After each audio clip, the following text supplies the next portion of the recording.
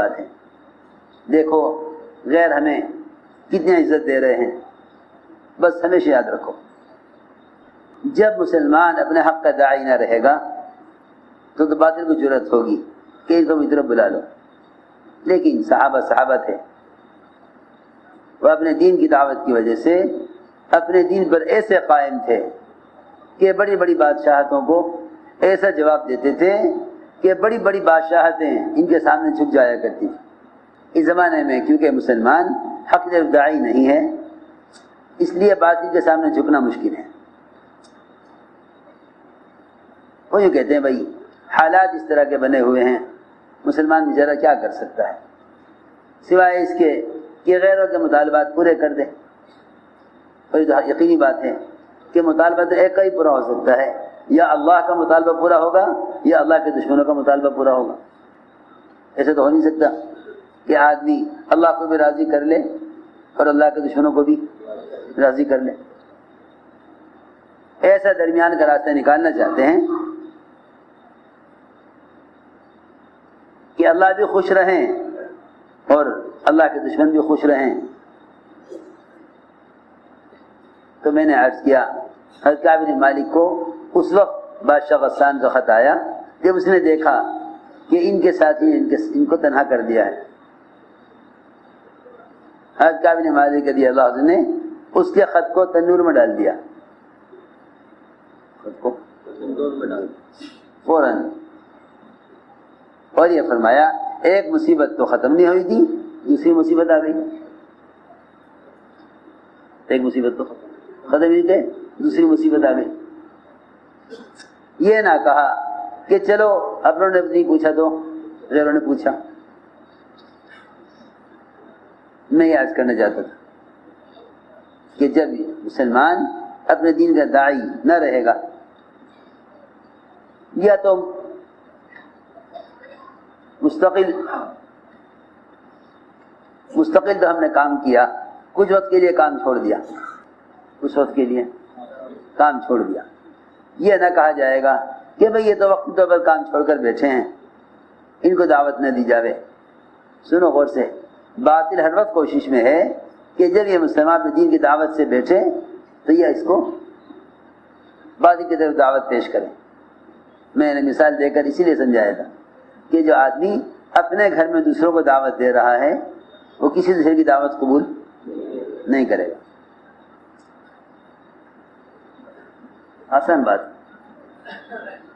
بہت آسان بات کہ تم روزانہ دعوت دینے کو معمول بنا لو تو روزانہ باطل کی دعوت سے بچے رہو گے. ہر سمجھتے تھے یہ اس امت کی خاصیت ہے، یا تو یہ داعی بن کر رہے گی یا مدعو بن کر، یا تو یہ داعی بن کر رہے گی یا مدعو بن کر. اس امت کی دین پر نصرت اللہ کی طرف سے وہ دین کی دعوت پر ہے، دین کی دعوت پر ہے. اس لیے میرے دوستو عزیزو، صحابہ کرام ایسا سخت جواب دیتے تھے.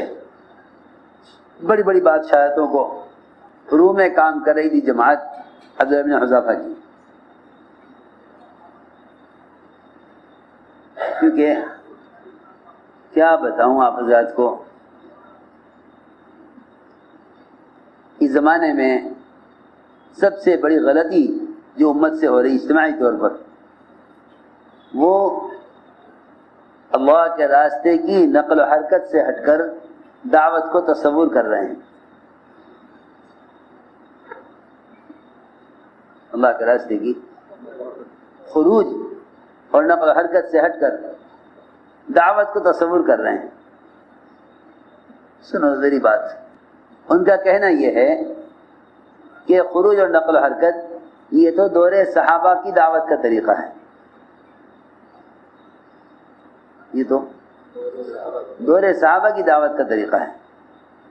ہر زمانے میں دعوت کا طریقہ اس زمانے کے اعتبار سے ہوگا. اس زمانے میں مسلمان خروج اور نقل و حرکت کے بغیر دعوت کو تصور کیے ہوئے ہیں. تم میری بات توجہ سے نہیں سن رہے. خروج اور نقل و حرکت کے بغیر اس زمانے میں مسلمان دعوت کو تصور کیے ہوئے ہیں. بھئی دعوت دینی ہے لہذا کسی بھی ذریعے سے دعوت پہنچا دو. حالانکہ صحابہ کے زمانے میں دعوت دینے کا ایک ہی راستہ تھا. دعوت دینے کا ایک ہی راستہ تھا کہ خود چل کر جاؤ دعوت دینے کے لیے. چاہے تم اس ملک میں ہو، اس ملک والوں کو دعوت دو، چاہے اس ملک والوں کو جا کے دعوت دو. لیکن یہ بات نہیں تھی کہ کسی ذریعے سے دین کی دعوت پہنچا دو.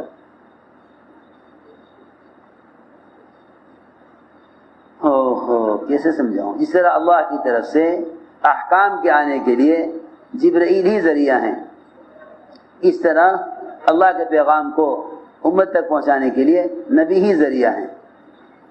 اسی طرح نبی کی بات کو آگے پہنچانے کے لیے صحابہ ہی ذریعہ ہیں.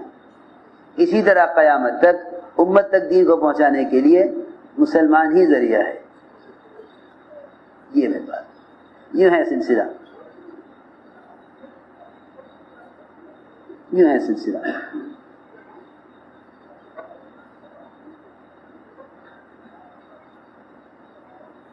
تو ہم نے عرض کیا کہ اس زمانے میں خیال یہ ہے مسلمانوں کا کہ بھائی دین کی دعوت کسی بھی ذریعے سے پہنچ جائے، کسی بھی ذریعے سے پہنچ جائے، کہ دین کی دعوت کسی بھی ذریعے سے پہنچ جائے. نقل حرکت اور خروج یہی دعوت کے پہنچانے کا ذریعہ ہے. یہی امت تک دین کی دعوت کے پہنچانے کا ذریعہ ہے، نقل و حرکت اور خروج. کیونکہ اس کے علاوہ جتنے بھی ذرائع اور طریقے ہیں وہ سارے ذرائع انسان، وہ سارے ذرائع خارجی ہیں. میری بات بہت غور سے سننی پڑے گی. جتنے بھی ذرائع نشر و اشاعت کے ہیں وہ خارجی ذرائع ہیں، وہ خارجی ذرائع ہیں.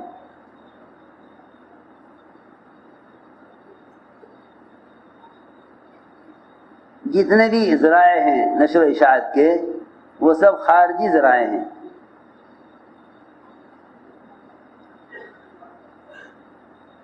اصل ذریعہ مسلمان خود ہے. اصل ذریعہ ہدایت کا مسلمان خود ہے. مجاہدہ انسان کی صفت ہے. جتنے بھی خارجی ذرائع ہیں انسان کے علاوہ، جتنے بھی خارجی ذرائع ہیں انسان کے علاوہ، جتنے بھی خارجی ذرائع ہیں وہ سب انسان کے علاوہ ہیں. یہ خارجی ذرائع مجاہد نہیں بن سکتے. کہ بھائی بتاؤ، جتنے بھی خارجی ذرائع ہیں آیا وہ مجاہد بن سکتے ہیں؟ آپ ساری دنیا میں نیٹ سے اسلام پھیلاویں، کیا یہ مجاہد بن سکتا ہے؟ کیونکہ جہاد صرف انسان کی صفت ہے، صرف انسان کی صفت ہے. جہاد صرف انسان کی صفت ہے. جتنے بھی غزوات ہوئے ان تمام غزوات میں صرف ایک غزوے میں فرشتوں نے قتال کیا ہے، ورنہ کسی اور غزوے میں فرشتوں نے قتال نہیں کیا. صرف ایک غزوے میں فرشتوں نے قتال کیا ہے، کسی بھی غزوے میں فرشتوں نے قتال نہیں کیا. میری بات دھیان سے سننی ہوگی. کسی بھی غزوے میں فرشتوں نے قتال نہیں کیا، کیونکہ فرشتہ بھی ایک انسان سے ہٹ کر ذریعہ ہے. مجاہدہ جو ہے وہ فرشتے کی بھی صفت نہیں ہے. جب مجاہدہ ملائکہ کی بھی صفت نہیں تو پھر دنیا کے آلات اور ذرائع کو مسلمان اپنے مجاہدے کا متبادل کیسے بنا سکتا ہے؟ میری بات بہت غور سے سننی پڑے گی. زمانے میں لوگ کہتے ہیں بھائی چل کر جانے کی کیا ضرورت ہے جب بات کے پہنچانے کی، جب بات پہنچانے کے ذرائع ہو گئے، یہ بات پہنچانے کے ذرائع ہو گئے تو چل کر جانے کی کیا ضرورت؟ صحابہ تو اس لیے پھرتے ہوں گے کہ اس زمانے میں یہ سب سہولتیں نہیں تھیں. حضرت فرماتے تھے جتنے بھی رواجی طریقے ہیں اپنے اندر رواج کی ظلمتیں لیے ہوئے ہیں، سنت کے نور سے خالی ہیں. اپنے اندر رواج کی ظلمتیں لیے ہوئے ہیں، سنت کے نور سے خالی ہیں. جتنے بھی رواجی طریقے ہیں یہ اپنے اندر رواج کی ظلمتیں لیے ہوئے ہیں، سنت کے نور سے خالی ہیں. کیونکہ سنت یہی ہے کہ خود جا کر دعوت دو. اللہ اکبر. ابن ماجہ شریف میں کتاب الجہاد میں ایک روایت نقل کی ہے کہ آپ نے فرمایا کہ میری امت کے جو لوگ دین کی دعوت امت تک پہنچانے کے لیے سمندری سفر کریں گے اور سمندری سفر میں وفات پائیں گے، اللہ تعالیٰ ان کی روح خود نکالیں گے، فرشتے سے نہیں نکلوائیں گے. میری امت کے جو لوگ دین کی دعوت امت تک پہنچانے کے لیے کیا کریں گے؟ سمندری سفر کریں گے اور سمندری سفر میں وفات پائیں گے، اللہ تعالیٰ ان کی روح خود نکالیں گے، فرشتوں سے نہیں نکلوائیں گے. یہ فضیلت اس لیے ہے کہ یہ اللہ کے دین کی دعوت کو امت تک پہنچانے کے لیے سفر کر رہے ہیں. سنو تو صحیح غور سے، یہ اللہ کے دین کی دعوت امت تک پہنچانے کے لیے سمندر کا سفر کر رہے ہیں. اس لیے یہ فضیلت بیان کی کہ سب کی روحیں فرشتے نکالیں گے، یہاں تک کہ فرشتے کی تمام فرشتوں کی روح بھی فرشتہ نکالے گا. لیکن اللہ کے راستے میں سمندری سفر میں دعوت کے سمندری سفر میں مرنے والی کی روح اللہ تعالیٰ فرماتے ہیں میں خود نکالوں گا. یہ میرا اتنا محبوب بندہ ہے میرا، یہ میرے دین کے پیغام کو امت تک پہنچانے کے لیے سمندری سفر کر رہا ہے، اس کی روح میں خود نکالوں گا.